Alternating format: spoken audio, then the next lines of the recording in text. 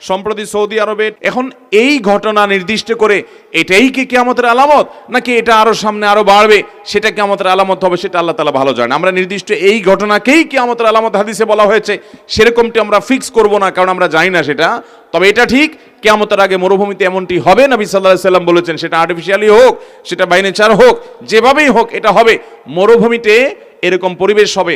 আর যে অঞ্চলগুলো মরুভূমি নয়, যে আমাদের অঞ্চলগুলো, এগুলোতে উল্টা হবে। এগুলোতে করিম সাল্লাল্লাহু আলাইহি সাল্লামের একটি হাদিস বিশুদ্ধভাবে বর্ণিত হয়েছে। তিনি বলেছেন, লা তাকুমুস সাআহ হাত্তা তাউদা আরদুল আরব মুরুজাও আনহারা।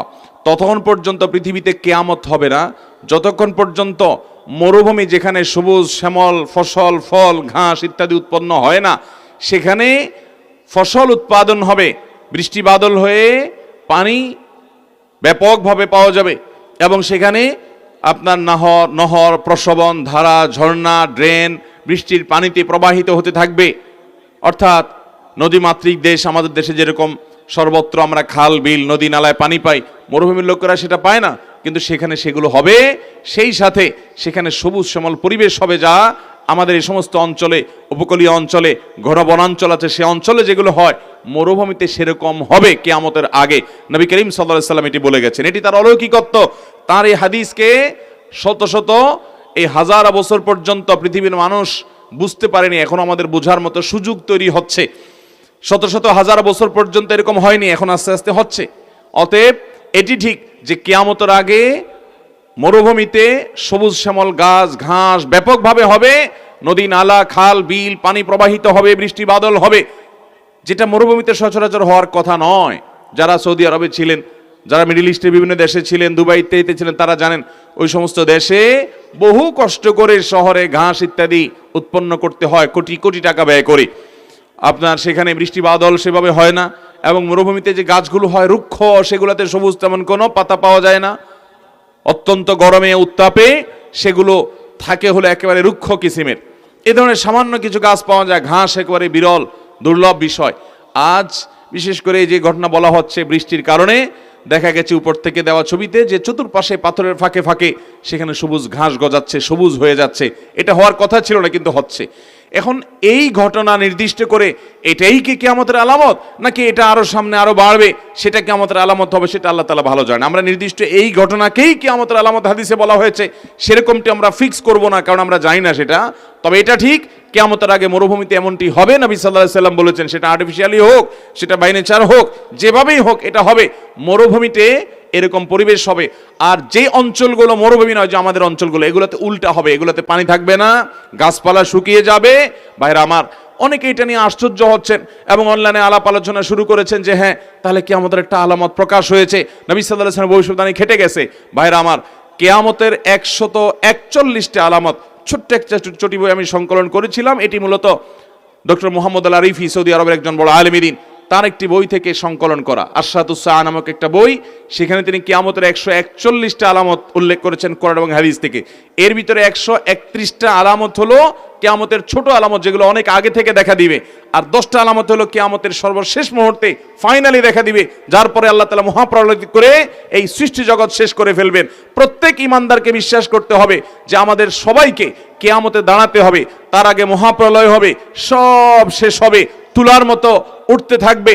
আল্লাহ কোরআনে কারিমে বিভিন্ন জায়গায় কোরআনের সবচেয়ে বেশি আলোচনা করা হয়েছে যে কয়েকটি বিষয়, তার ভিতরে অন্যতম প্রধান হলো কিয়ামত, মহাপ্রলয়। এটি হবে, আল্লাহর সামনে দাঁড়াতে হবে, পুনরায় আবার মৃত ব্যক্তিদেরকে জাগ্রত করবেন, হিসাব দিতে হবে। সেটি মাথায় রেখে দুনিয়াতে মানুষ চলবে। কোরআন বারবার সেটি বলেছে, আম্মা ইয়াতাসাআলুন, তারা জিজ্ঞাসা করে কিয়ামত সম্পর্কে, আনিন নাবাইল আযীম, মহাসংবাদ যখন হবে, কিয়ামত যখন হবে, বিকট শব্দ হবে, ইসরাফিল সিংহে ফুৎকার দিবেন, মহানিনাদ হবে।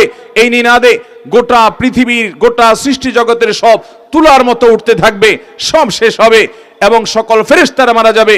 আল্লাহ তখন বলবেন, লিমানিল মুলকুল ইয়াউম লিল্লাহিল ওয়াহিদুল কাহার, আজ কার রাজত্ব আছে, সব শেষ হয়ে গেছে। যেই মালাকুল মউত সবার রূহ কবজ করেছে, তিনি নিজেও মৃত্যুবরণ করেছেন, সকল ফেরেশতা, সকল জিন, সকল মানুষ, সকল প্রাণী শেষ হয়ে গেছে। আল্লাহ তাআলা বলবেন, লিমানিল মুলকুল ইয়াউম, আজ কার রাজত্ব, লিল্লাহিল ওয়াহিদুল কাহার, মহান আল্লাহ রাব্বুল আলামিনের রাজত্ব, যিনি কাহার, তার রাজত্ব আজ শুধুমাত্র আছে। এরপর আল্লাহ তাআলা আবার সবাইকে সৃষ্টি করবেন এবং পৃথিবীর প্রথম মানুষ থেকে নিয়ে শেষ মানুষ পর্যন্ত সবাইকে একত্র করবেন, বিচারের দণ্ড কায়েম করবেন। এরপরে আল্লাহ তাআলা সৎকর্মশীলদেরকে জান্নাত দিবেন, অসৎকর্মশীলদেরকে জাহান্নাম দিবেন। কিয়ামতের প্রতি ঈমান এটি একজন মানুষকে আল্লাহমুখী করে, আল্লাহ ভীরু করে। ঈমানদারের ঈমান পূর্ণাঙ্গই হবে না যদি সে কিয়ামতে বিশ্বাস না করে। আখিরাতের প্রতি ঈমানের রুকনের মধ্যে গুরুত্বপূর্ণ একটা পার্ট।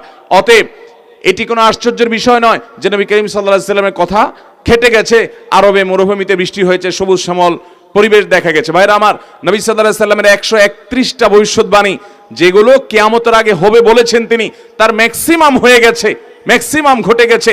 তার মধ্যে একটা হলো তিনি বলেছেন রিআ আশ-শাইয়াতাতাওয়ালুনা ফিল বুনিয়ান, যারা ছাগলের রাখাল, ভালো করে শুনেন, যারা ছাগলের রাখাল এরা পৃথিবীর বড় বড় শহরের বড় বড় দালান কোঠাগুলো তারা নির্মাণ করবে।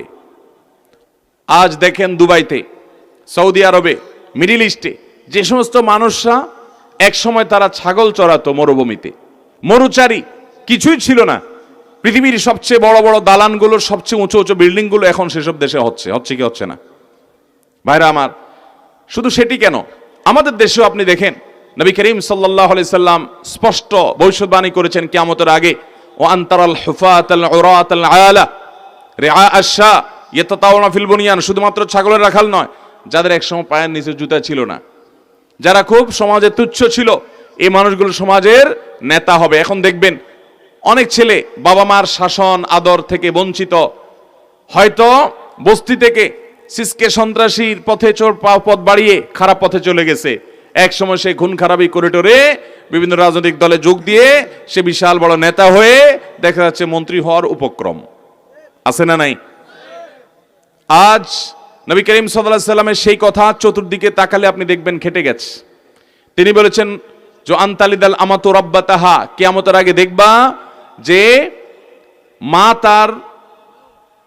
মা তিনি জন্ম দিয়েছেন তার সন্তানকে, অথচ সন্তান মায়ের সাথে প্রভুর মতো আচরণ করছে, মাকে কাজের বুয়া লোকের মতো কৃতদাসীর মতো আচরণ করছে। তার মানে দাসী তার সন্তানকে জন্ম দিবে, দাসী সন্তান জন্ম দিবে, যাকে জন্ম দিবে সে মালিক হবে। এর একটা ব্যাখ্যা এটাও যে সন্তান মায়ের সাথে দাসী সুলভ আচরণ করবে, নিজেকে মালিক ভাব নিয়ে চলবে। আজকে সমাজে হয়ে গেছে কি যায় নাই? অথচ আজ থেকে 20 বছর আগেও, 30 বছর আগেও, 25 বছর আগেও যারা সিনিয়র আছেন, বয়সে বেশি আছেন, তারা আশেপাশে লক্ষ্য করলে এরকম দৃশ্য দেখেন নাই যে সন্তান ছেলে মায়ের সাথে এরকম আচরণ করে, অথচ এরকম আজ অহরহ হয়ে যাচ্ছে। নবী করিম সাল্লাল্লাহু আলাইহি সাল্লাম যেসব ভবিষ্যৎবাণী করেছেন, এইসব ভবিষ্যৎবাণীগুলো নিয়ে ওই আরশাদুস সাআ বইটা যদি আপনি, বাংলা অনুবাদ হয়ে গেছে, যদি আপনি কিনেন তাহলে আপনি অবাক হবেন। নেহায়াতুল আলম একটা বই আছে, আপনি কিনেন, তা দেখবেন যে নবী সাল্লাল্লাহু আলাইহি সাল্লামের 131টা কিয়ামতের আগে ঘটে যাওয়া ভবিষ্যৎবাণী, কিয়ামতের পূর্বাভাস, লক্ষণ, এর বেশিরভাগ খেটে গেছে, হয়তো কিছু বড় বড় বাকি আছে। এখন কিয়ামত কবে হবে এটা আল্লাহ তাআলা ভালো জানেন, সেটা 200 বছর পরে হতে পারে, 2000 বছর পরে হতে পারে। আল্লাহ কোরআনে বলেছেন ইকতারাবাতিস সাআ, 1400 বছর আগে নাজিল করেছেন, কিয়ামত নিকটবর্তী হয়ে গেছে। তাহলে কত হাজার বছর বাকি আছে আল্লাহ ভালো জানেন, ওইটা দিনক্ষণ আমরা বলতে পারবো না, তো কিয়ামত হবে। আর আরবে মরুভূমিতে সবুজ শ্যামল পরিবেশ হবে, ঘাস হবে, নহর হবে, নদী নালা হবে, এই বিষয়ে নবী সাল্লাল্লাহু